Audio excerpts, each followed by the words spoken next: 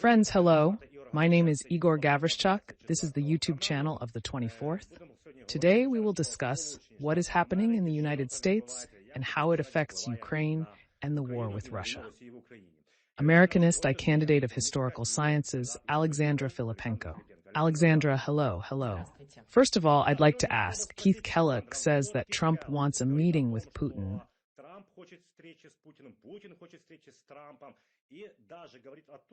Putin wants a meeting with Trump, and even claims that Trump can make Putin and Zelensky meet in Washington. He also says that Putin might fly to Washington to meet with Trump. I have a question. Somehow, it's hard to imagine Putin flying into enemy territory and talking something over there. It's certainly not Putin's style. Doesn't this mean that there really is no plan in China, Trump, or his entourage?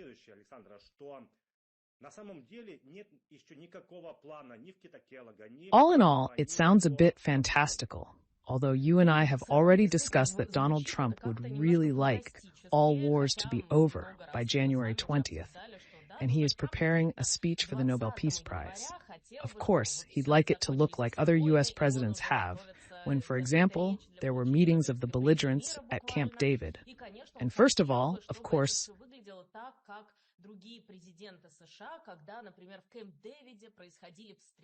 Carter's presidency and his efforts in the Middle East come to mind. But now, in the current environment, the situation seems impossible, especially given the arrest warrant for Putin, the world situation, and the attitude of the whole world towards Vladimir Putin. This is not just two separate sides of the conflict.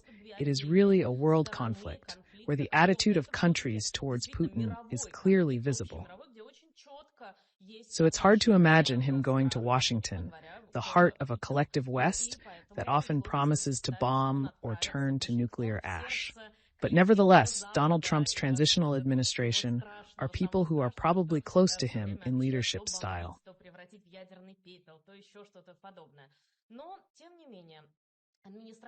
Переходная администрация Дональда Трампа – это люди, которые, в общем, наверное, близки к Дональду Трампу по его стилю руководства. So what is Donald Trump's leadership style? He often makes statements that are probably much more ambitious than his actual actions, even the plan of action that he has. That seems to be the situation right now, where even Keith Kellogg, a man who seemed to be a professional Washington insider with Donald Trump, is saying that there is some kind of willingness to meet.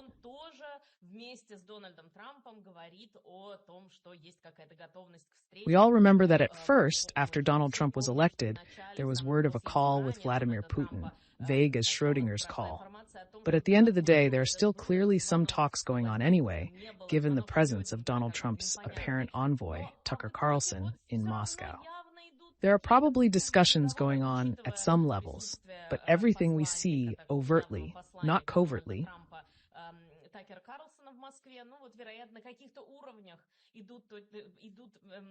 As with Tucker, are bold statements that are more like the flamboyant statements Trump is used to.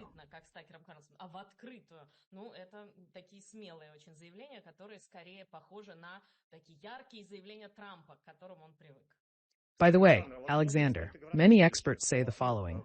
Let's remember, first Trump's election campaign, he said he would solve the issue of Russia's war in Ukraine in 24 hours. Then he himself admitted that there's no way to resolve this war in 24 hours. Many experts now say that Trump will not meet with Putin, if he does, until February 2025 at the earliest. They explain it as follows. It's not that Trump is afraid. He's not used to hearing rejection. The way things are shaping up is that if there are any proposals, Trump will offer them to Putin, and Putin will say, no, sorry, we won't go for that. Donald Trump doesn't like to hear rejection, but it seems to me that he won't be meeting anytime soon, not because he fears hearing rejection, although that could be one reason. I think it's primarily because he's made a lot of promises to the American public. After all, during election campaigns, foreign policy has traditionally always taken a back seat, not even second, but third, fifth, or 10th place. The most important issue that helped Donald Trump win the election is immigration policy. It's his promise to deport illegal immigrants from U.S. soil, because there are actually at least 11 million illegal immigrants in the U.S., according to very conservative estimates. Some call it 12 million, some even call it 15 million. But even if you take the conservative estimate, 11 million illegal immigrants is a huge number of people. And among them, of course, are not only those fleeing Central American dictatorships or fleeing to the United States, but also criminals, people who could be dangerous to the United States. Accordingly, the most important thing for Donald Trump now is to deal with immigration policy and the promises that got him elected. That will be paramount for him. Everything that concerns foreign policy will take a back seat. He is now making very tough and serious statements about the Middle East. He has said that if the hostages are not released by January 20th, there will be hellish consequences. Он сейчас делает очень жесткие, очень серьезные заявления относительно Ближнего Востока. Ну, он сказал, что вот сейчас я вспомню, адские последствия, по-моему, он пообещал, если не будут отпущены заложники до 20 He wants this, but he realizes that Ukraine is more complicated and nothing will happen quickly. If they can't create a perfect picture by January 20th, the issue will fall by the wayside. Trump also has some leverage over Putin, even if he doesn't intend to.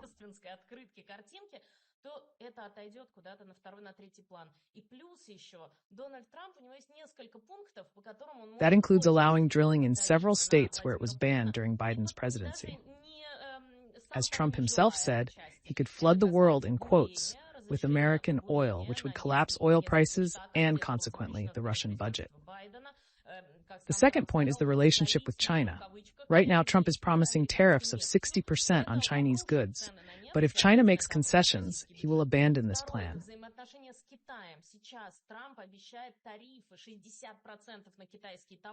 This is the second pressure point, which is not related to Russia at all, but solely to the confrontation with China. However, Donald Trump can demand that China put pressure on Putin. The third point is his endless threats. He may or may not ban the use of long-range weapons.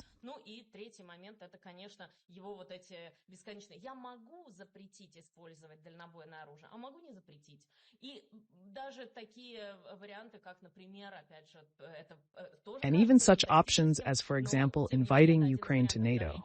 This also seems fantastic. But nevertheless, it is one of the options for pressure. For all these options to take place, he still needs to become president, to allow drilling, to hit China with tariffs, or not to hit China with tariffs, and so on. By the way, Alexander, you make a very good point that he answers all the problematic questions. Maybe, maybe not. There is nothing concrete yet. I would like to discuss foreign policy and then move on to domestic policy. Experts in the Western media say that Putin can set up a problem for Trump before the inauguration.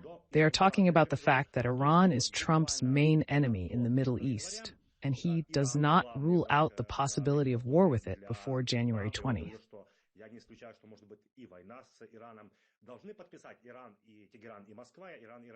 And so Iran and Russia could sign some kind of strategic cooperative arrangement like they probably have with North Korea. How much could that piss Trump off or frustrate Trump and Putin? Why do I say frustrate? Because Trump has repeatedly said that he is on good terms with Putin, that he knows him well.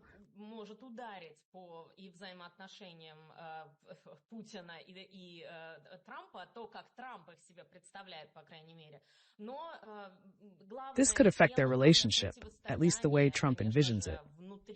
The main topic is confrontation with Iran and the U.S. in general. This was confirmed by Mike Waltz, Trump's incoming national security advisor, who will not have a congressional hearing. Waltz cited Israel's border security as a key U.S. interest in the Middle East.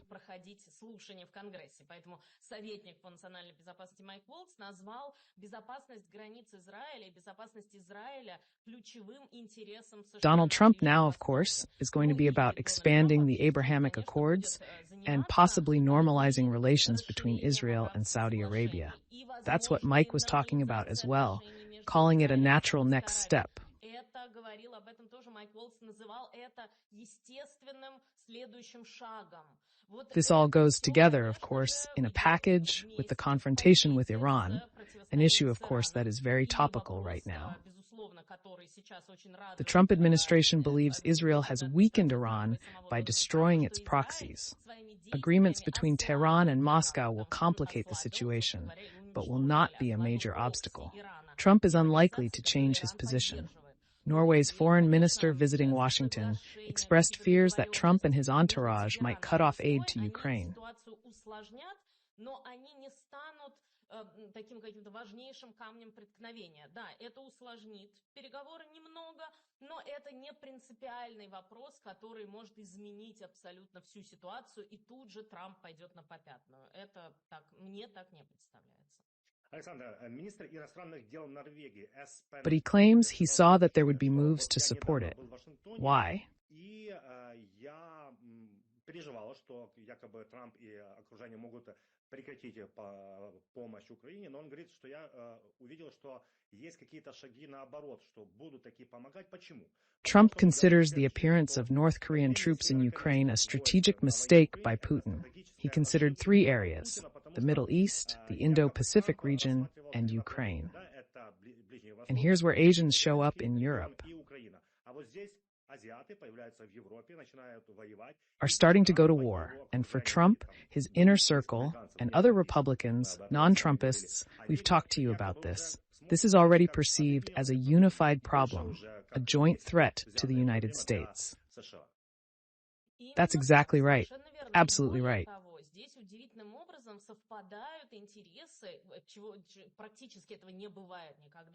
Moreover, there is an amazing convergence of interests here, which is almost never the case. U.S. and Chinese foreign policy. China is not interested either, and China is simply opposed to North Korean troops, according to South Korean intelligence reports, continuing to be sent there. China is opposed to North Korean troops being involved in any way at all.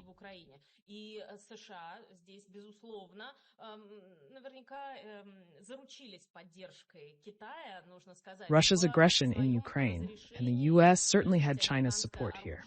It must be said that in its authorization to use U.S. weapons on military facilities on Russian territory, this is most likely due to the fact that China could have given its quiet acquiescence by simply not opposing it. Соответственно, мы понимаем, что вот это одна из точек соприкосновения у Пекина и Вашингтона, и тут Вашингтон может действовать, это значит, что Вашингтон может действовать. Accordingly, we understand that this is one of the points of contact between Beijing and Washington. Here, Washington can act as frankly as possible and just really, in this regard, score points with China, and somehow try to establish or improve relations, because at the same time, this tariff war is going on in parallel.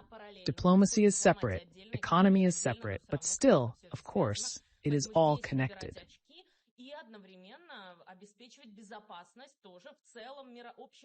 So this is where to score points, and at the same time ensure security in general, because this is just about the Indo-Pacific region or the Asia-Pacific region. That's the coincidence, the confluence of these themes that leads to both the White House finding agreement with Beijing, both Republicans and Democrats finding agreement among themselves, and Trumpists and Republicans as well. This is a theme that really could be considered a strategic miscalculation. Alexander, we've already had 15 minutes of discussion without Musk, a record. Regarding Greenland and Panama, the NY Post writes that Greenland is larger than Texas, which has been annexed since 1845. The example of buying Alaska is also cited.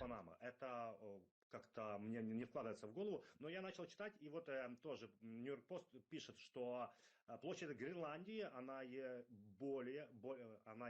больше, чем штат Техас, который... Denmark is a NATO country, the United States of America is a NATO country is attacking a NATO country. Why do I say attacks? Дания страна НАТО, Соединенные Штаты Америки страна НАТО. Страна НАТО нападает на страну НАТО, потому что... Почему я говорю нападает? Потому что после заявлений... Because after Trump said that he supposedly wants to buy Greenland, Denmark said, no, we're against it. Greenland is against it. They've allocated $1.5 billion for security. How do you explain that? Trump is collapsing NATO from within? It's all a bold proposal. After all, Donald Trump has already made these proposals to buy Greenland, calling it an absolute necessity for U.S. national security. While back in 2018, Danish officials rejected the proposal, saying it was completely impossible and could never happen. Yet Donald Trump continues to insist on it, claiming it's necessary for U.S. national security. Maybe we can still have some joint negotiations. Despite these statements by Donald Trump, but still, I think that these statements are more of a symbolic or provocative nature. First, it raises concerns among a large number of North Atlantic Alliance countries about U.S. relations with allies and the global stability of international relations.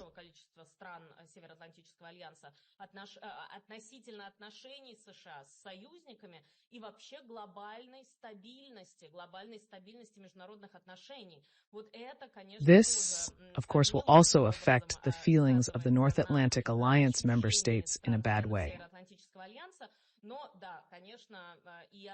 But of course, analysts and diplomats say that without Denmark's absolute consent, there is no question of taking over Greenland or anything like that.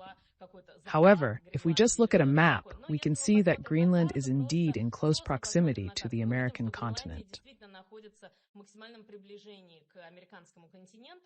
And speaking of absolute necessity for U.S. national security, it's worth noting that since 2005, Russia has begun unfreezing 50 military facilities in the Arctic that were closed after the collapse of the Soviet Union. Over the past 20 years, these military facilities have been rehabilitated.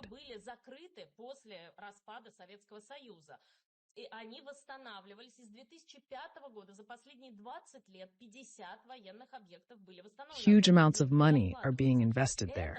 That, I think, also speaks to how Donald Trump perceives Vladimir Putin.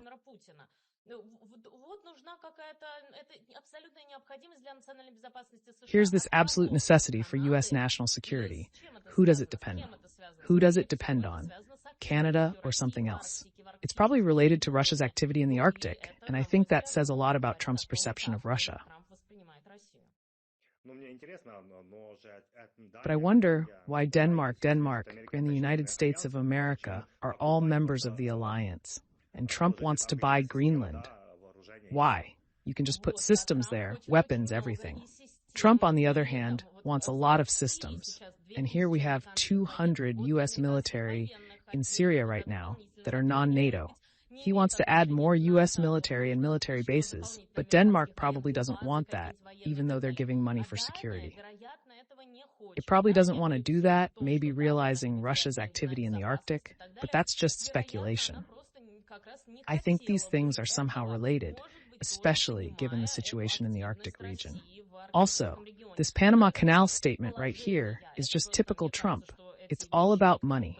Donald Trump says the U.S. is getting ripped off because of high fees for ships that go through the Panama Canal, and accuses Panama of allowing China to influence that waterway.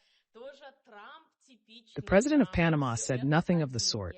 China has no influence, no one has preferential treatment, everyone pays the same, tariffs are determined independently, and China has no privileges.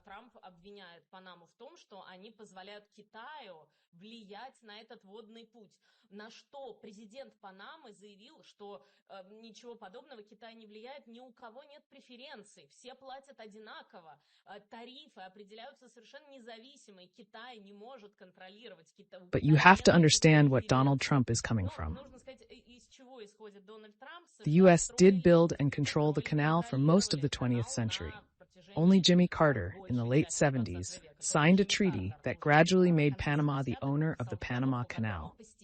By 2000, the transfer process was complete.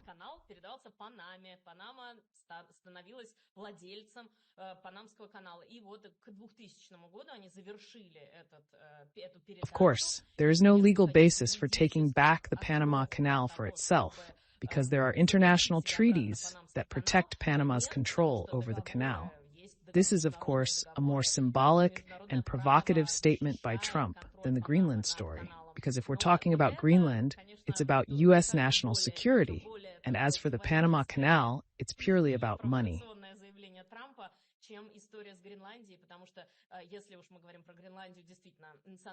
Trump believes it costs too much to go through the Panama Canal.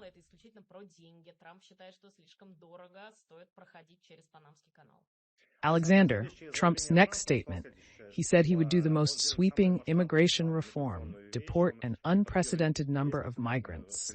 He then stated that he wants to bring back the death penalty. On top of that, he wants to rename the mountain that Obama renamed and return it to its former name. Are these populist moves, or does Trump want everyone in 10 years to say, Trump changed it, Trump did it, so that history will remember him? Obviously, as far as mountains and valleys go, this is purely a populist move. Maybe if it succeeds, Trump will be heard and everyone will say that Trump named it, Trump renamed it, and so on. As for the death penalty, you can't do it without 3/4 of Congress, and Trump won't have that support, so it's unlikely that anything will happen with it.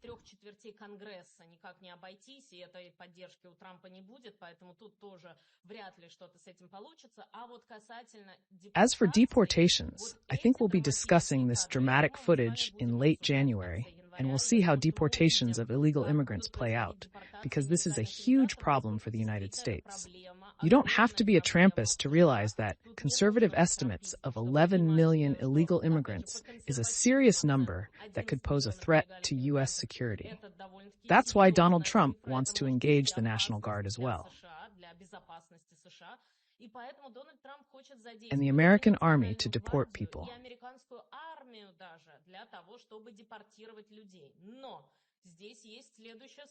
The difficulty is that deportation is impossible without Mexico's consent. It is necessary to negotiate with Mexico to create temporary camps because many migrants through Mexico are citizens of Nicaragua, Venezuela, and other countries. What should Mexico do with them?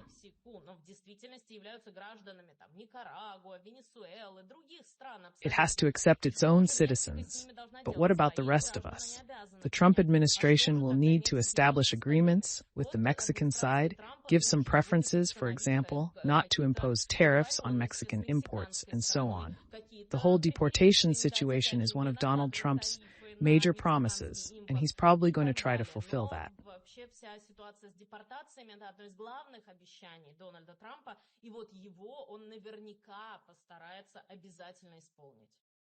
Alexandra, let's remember Elon Musk, who has been called the shadow president. Even Trump said, "Don't worry, I'm safe. Musk wasn't born in the United States. He won't become president." Do you think he's realistically wary? Forbes writes that artificial intelligence has predicted that Musk and Trump could have a big fight in 2025.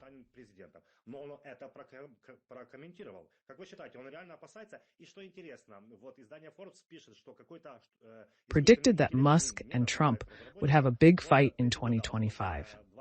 And of course, Trump will take him somewhere. You see, without artificial intelligence, predicted this. It's probably going to happen. What's important to him? Let's just remember one fact that I think says a lot.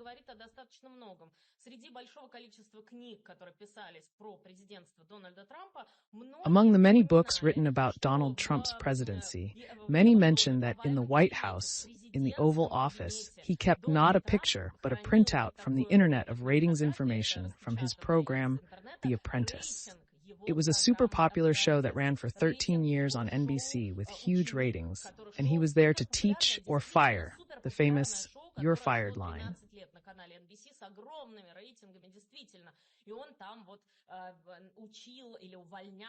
On this, Trump has created an image of a super successful Manhattan businessman who makes destinies. What it means. The President of the United States is proud of his ratings, and in his office are the ratings of his show. This shows that this is really important to Donald Trump. It's a key topic for him, and those people who have high ratings